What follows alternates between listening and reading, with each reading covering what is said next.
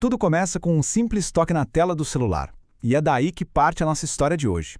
Uma história sobre uma tecnologia que a gente nem vê, mas que está remodelando a economia do Brasil.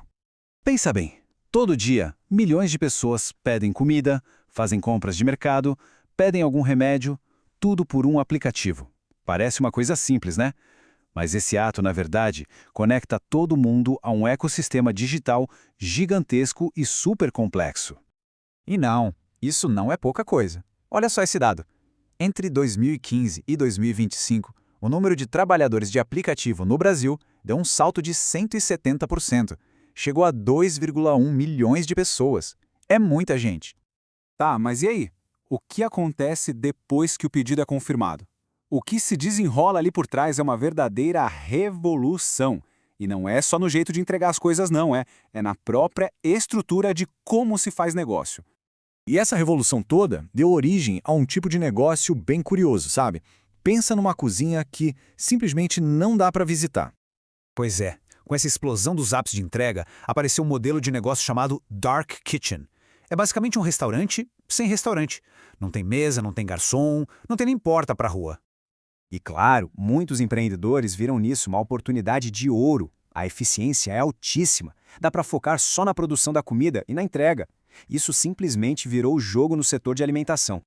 Pensa assim, é como se tivessem criado um atalho. Em vez de passar por toda a estrutura de um restaurante tradicional, a comida vai direto de uma cozinha central, que tem um custo bem mais baixo, direto para a porta do cliente. Ok, tudo muito moderno, muito eficiente. Mas essa explosão digital trouxe um novo problema. Um problema inesperado. Uma montanha, mas uma montanha mesmo, de papelada, só que digital. Sabe a nota fiscal eletrônica, a NFE? Então, ela é para ser um padrão nacional, tudo organizadinho, só que tem um detalhe, um ponto fraco: o campo de descrição do produto. Ali, cada um escreve do jeito que quer. É um texto livre, sem padrão nenhum. O resultado? Uma bagunça generalizada. E para piorar, o problema já começa na origem.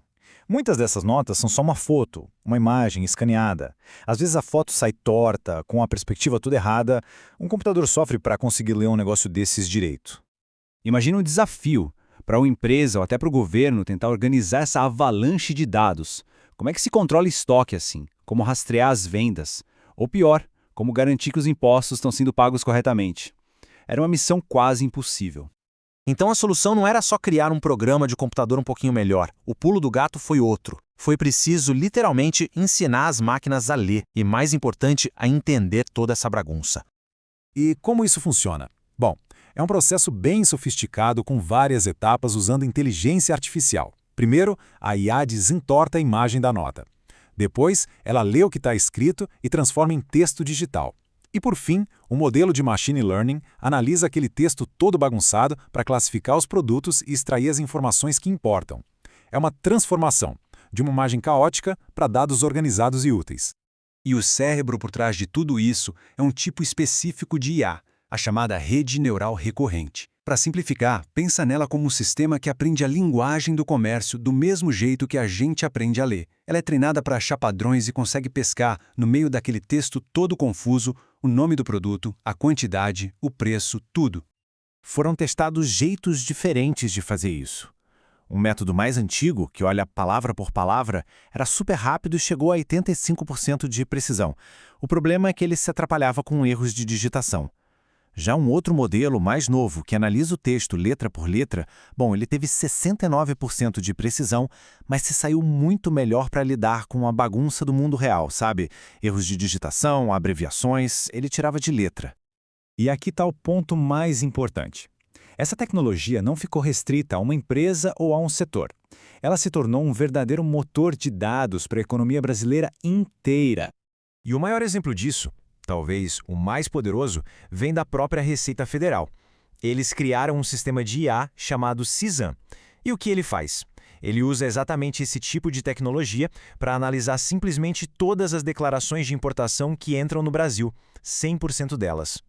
E o sistema funciona muito bem. Olha só, quando ele desconfia que tem um erro numa declaração, ele não só avisa, ele sugere o código certo do produto. E na maioria das vezes, em 56% dos casos, a primeira sugestão dele já é a correta. É uma precisão impressionante. O que isso significa na prática? Significa que os auditores da Receita podem focar no que realmente importa, nos casos mais suspeitos. O resultado é um ganho de eficiência absurdo, um potencial de aumentar em mais de 6 vezes a capacidade de encontrar erros. Então, olha que jornada. Começou com um pedido de comida no celular. Passou por novos modelos de negócio, como as Dark Kitchens, e chegou até a fiscalização de impostos do país inteiro, tudo com IA. Isso mostra como o processamento de dados virou a fundação, a base invisível do comércio de hoje. E aí fica a reflexão, né? Se é possível chegar nesse nível de otimização com algo tão bagunçado e complexo quanto milhões de notas fiscais todo dia, o que mais na nossa vida está prestes a ser otimizado desse jeito? O que vem por aí?